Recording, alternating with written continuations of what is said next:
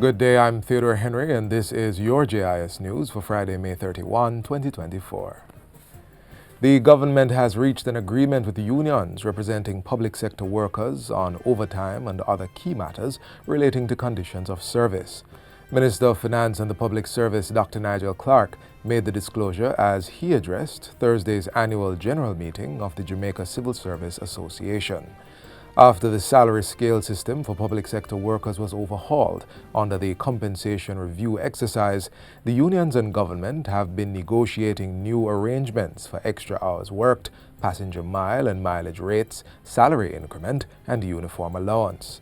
The finance minister says complete agreement has been reached on all but one item. I am happy to report to you on the dawn of the 105th conference that the work that we have done has borne fruit, and on all items, except for one, we have complete agreement.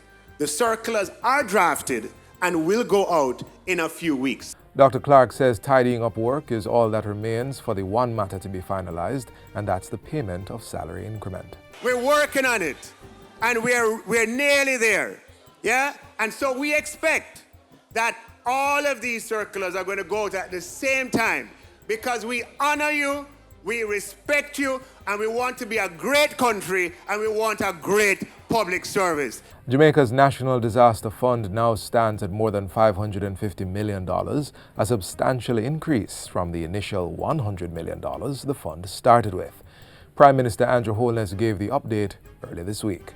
He says the government has significantly improved the country's ability to self-insure against natural disasters, capability that was lacking in previous decades. What we did, we started to put aside funds as buffers that in the event that a low intensity, high frequency event happens, we don't have to borrow to deal with it. Jamaica has also secured a $285 million contingent credit claim with the Inter-American Development Bank, IDB, and is also a member of the Caribbean Catastrophe Risk Insurance Facility. These provide access to financing in the aftermath of catastrophic natural disasters such as a severe hurricane or earthquake.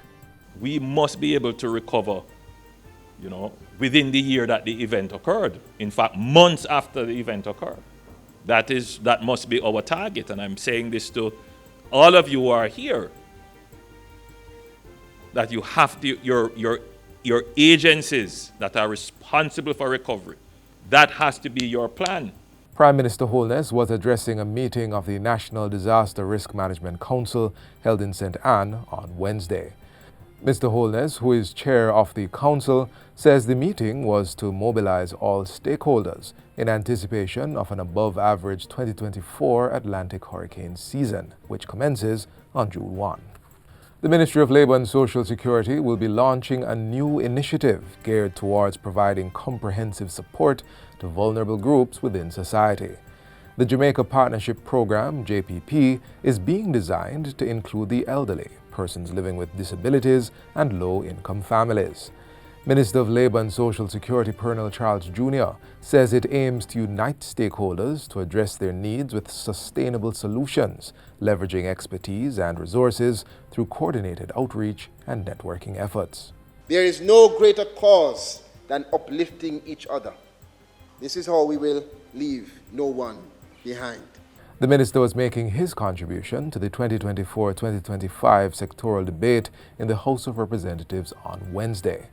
He says the proposal is being developed and organizations are being encouraged to join the initiative. And we have witnessed already firsthand the impact of current initiatives where there is collaboration, such as the New Life, New Limb project, which provides support to so many. The National Works Agency NWA has commenced work to rehabilitate sections of the Burnt Ground to Ramble and Macfield to Ramble roadways in eastern Hanover at a cost of $36.5 million.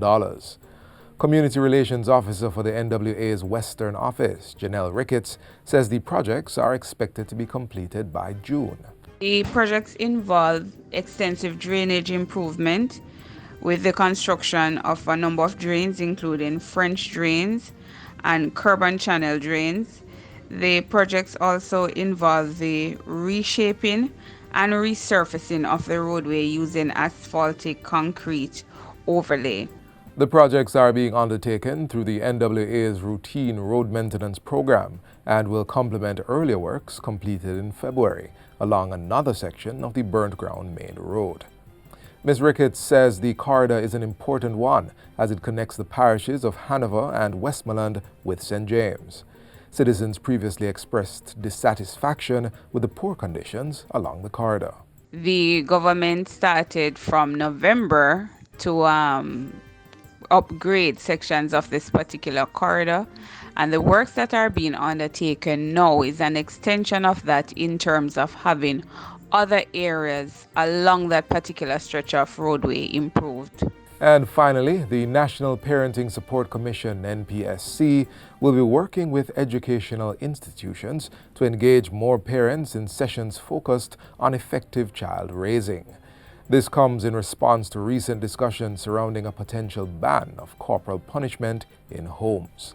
According to Education Minister Favour Williams, while the Cabinet has not taken a decision to ban corporal punishment in homes, the administration is committed to finding effective solutions to end the violence against children in the country. We know that it's going to take more effort, and this school year we are pleased that we've been able to speak with and have sessions with about 81,000 of our parents, and we will continue the effort into the next school year and beyond that, because we firmly believe that if we give parents the tools for effective parenting, there will be no need for parents to turn to physical violence in order to discipline their children. The sessions cover a diverse range of topics with a primary focus on improving child-parent relationships and creating supportive environments for children's growth and development. Minister Williams says she hopes these sessions will build a culture of non-violence and respect within families. And that's it for JIS News Today. I'm Theodore Henry. Thanks for watching.